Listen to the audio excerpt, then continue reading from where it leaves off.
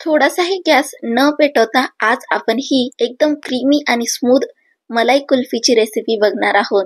ही recipe इतकी सोपी आहे, तुम्हाला अगदी 10 ते 15 मिनिटं लागतील याला बनवायला आणि चवीला खूपच छान लागेल। एकदा तरी ही रेसिपी तुम्ही नक्कीच ट्राय करा। तर नमस्कार मंडळी, मी आहे दीक्षा आणि स्वागत आहे तुमचं दीक्षाज पीसफुल किचन मध्ये। आता आईस्क्रीम साठी मी इथे एक ग्राइंडिंग जार घेतलेला आहे आणि त्यामध्ये मी 1/3 कप इतपत साखर घातलेली आहे। साखर तुम्ही तुमच्या आवडीनुसार कमी जास्त घालू शकतात, पण इतके साखर यामध्ये पर्याप्त होती म्हणून मी इतकेच घातले। तुम्ही यात क्वांटिटी कमी जास्त देखील करू शकतात। आता यामध्ये मी 8 ते 9 काजू घातलेले आहेत आणि त्याचबरोबर मी इथे 10 बदाम घातलेले आहेत। तुम्ही यांची क्वांटिटी कमी जास्त देखील करू शकतात किंवा तुमच्या आवडीचे कोणतेही ड्रायफ्रुट्स तुम्ही यात कमी जास्त करू शकतात। आता याला जमेल तितकं आपल्याला फाईन पावडर मध्ये कन्वर्ट करून घ्यायचं आहे। बघू शकतात अगदी फाईन पावडर मध्ये मी याला दळून घेतलेला आहे। आता पुढची प्रिपरेशन करू।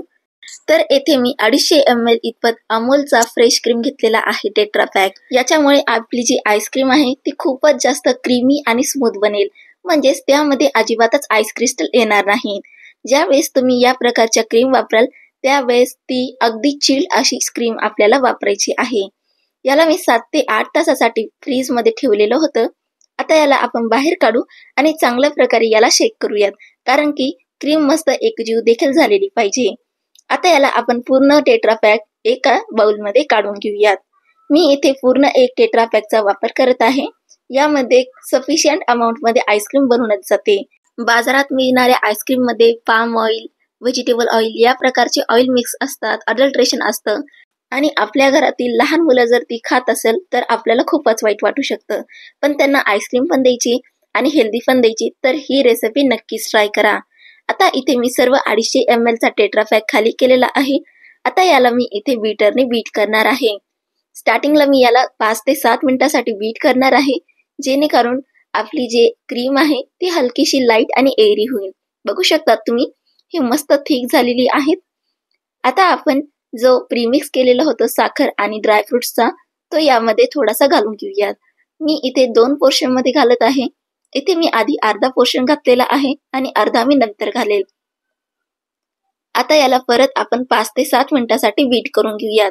बीट केल्याने काय होईल, यामध्ये हवा इनकॉर्पोरेट होईल आणि मस्त आपली आईस्क्रीम फ्लफी आणि स्मूथ आणि खूपच छान लागेल चवीला।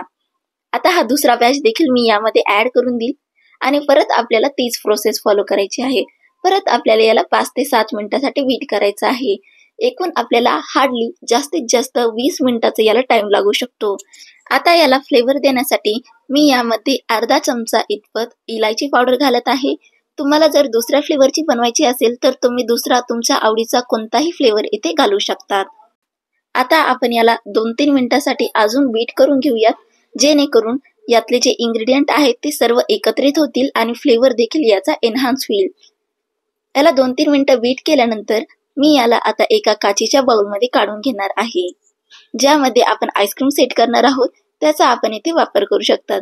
यापासून जर तुम्ही मटका मलाई कुल्फी बनवत असाल तर तुम्ही मटका वापरा, तुमची मलाई कुल्फी तयार होऊन जाईल।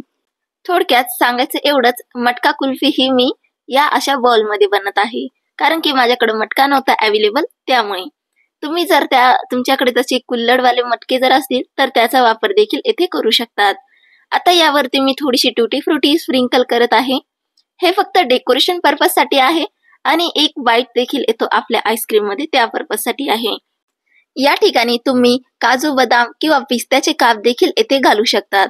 आता यावरती क्रिस्टल जमा होऊ नये त्यासाठी इथे मी वरतून ॲल्युमिनियम फॉइल लावलेला आहे। हे जर नाही लावलं तर आपली जी आईस्क्रीम आहे ती आपल्या दाताखाली आईस क्रिस्टल लागतील आणि जर असं जर काही लावलं तर आपली आईस्क्रीम ही खाताना एकदम स्मूथ टेक्स्चर देईल। त्यामुळे ॲल्युमिनियम फॉइल नक्कीच लावा।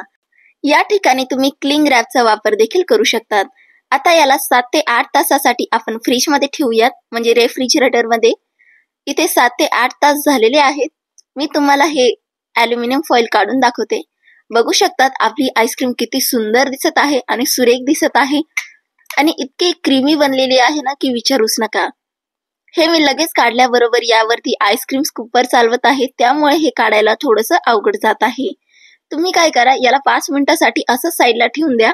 हे थोडंसं सॉफ्ट होईल आणि तुम्हाला जे आईस्क्रीम आहे ते काढायला देखील सोपं जाईल. आणि बघा किती लवकर आणि किती मस्त अशी आपली आईस्क्रीम तयार झालेली आहे. तर ही रेसिपी तुम्ही नक्कीच ट्राय करा या उन्हाळ्यामध्ये आणि रेसिपी कशी वाटली मला कमेंट करून नक्कीच सांगा. मी इथे वरतून थोडंसं टुटी फ्रुटीने याला गार्निश करत आहे. बघू शकतात किती स्मूथ आणि क्रीमी आपली आईस्क्रीम झालेली आहे. चला तर मग पुन्हा भेटूया अशाच नवीन रेसिपी सोबत. तोपर्यंत खात राहा आणि आनंदी राहा. महत्वाचं म्हणजे चॅनलवर नवीन असाल तर कृपया करून चॅनलला सबस्क्राईब करायला विसरू नका.